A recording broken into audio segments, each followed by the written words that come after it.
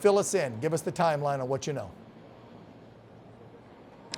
Dan, obviously incredibly tragic just the day before Thanksgiving, but according to local officials, it happened around 2:15 p.m. Eastern Time right outside the Farragut West metro station. That's the closest metro stop to the White House here. It's always very heavily trafficked. According to DC Metro statistics, about 11,500 commuters tap into this metro stop every single day. So it's 11,500 people enter Farragut West on a daily basis, on average, in the year of 2025. According to local officials, this was a targeted shooting, and the suspect was ultimately subdued. He was shot. It's unclear who shot him. And according to officials, these three members, the two National Guardsmen and the suspect, were transported to local hospitals nearby the area and are in critical condition as it stands right now. According to these local officials, Kash Patel, Muriel Bowser, Jeff Carroll, who's the chief of the Metropolitan Police Department, the investigation is still in its plenary stage, which means that it's still basically in its infancy. They didn't reveal an official motive as it stands right now, and they said they're focused on trying to figure out who this specific suspect actually is right now, what his name is, what his or her name is, where they're from, what the motive was. That's the next stage of the investigation when it comes to this specific thing. But again, absolutely horrible. They are in critical condition.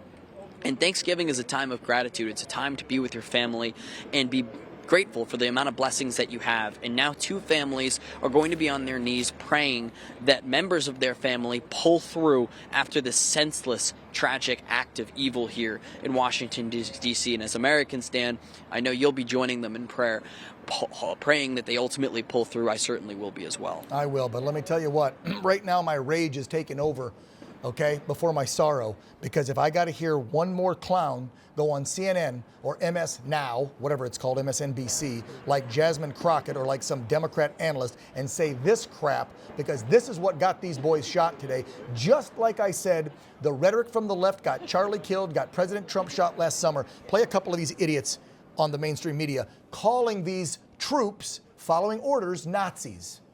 What the president is doing through the Secretary of Defense is creating units, official military units, to quite frankly, watch the American people. And that's the thing that is absolutely abhorrent. It reminds me so much of what happened in Germany in the 1930s. I'll say it again. Donald Trump's mass deportation system makes me think of what a modern day slave patrol would look like. Slave patrols were armed groups empowered by the government to control, intimidate, and terrorize people solely based on color. That's what's happening now. Donald Trump is sending mass agents without warrants into communities of color to terrorize the people who live there. And the reason that I want to make sure that I draw out this link, because we heard Maxine say that black and brown is coming together.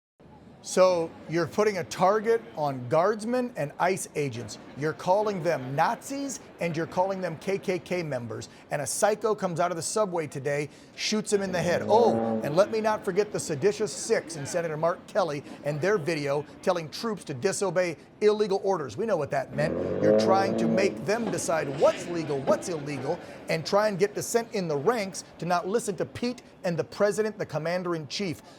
I'm going to say it again, Daniel. The left and Democrats have blood on their hands tonight. When we find out who this guy is and his motive, I guarantee you I'll put my reputation on it. Some of the left-wing media are freaking out over this new contract between us at OANN and YouTube TV. It's dangerous that One American News is being platformed on such a large digital streaming pay TV provider. You're freaking out about the fact that people have choice. You know, like people can't be allowed to hear what they have to say.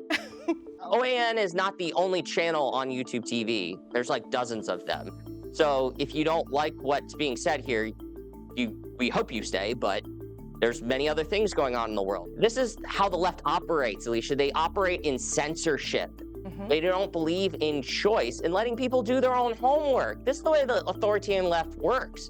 They don't believe in choice because they don't like the fact that we don't live in the 1960s anymore with 3 networks and your local newspaper.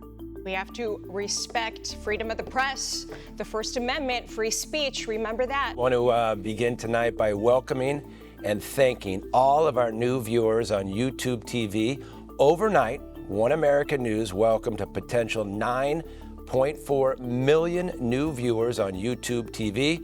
So on behalf of everyone here at OAN, welcome to One America News. We are incredibly excited to have you. This will allow all YouTube TV subscribers to enjoy 16 hours of live news coverage every single day, as well as all of AWE's lifestyle, travel, and family programming, and it will be available in YouTube TV's baseline package.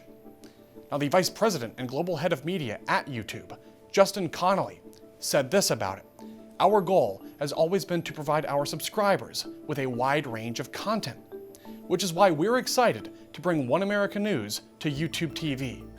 This partnership gives One America News access to our growing audience, while also giving our subscribers even more choice when it comes to news and entertainment. And we here at The Real Story are extremely grateful for the opportunity to now reach a wider audience. And we're also grateful for the time you give us each and every single day.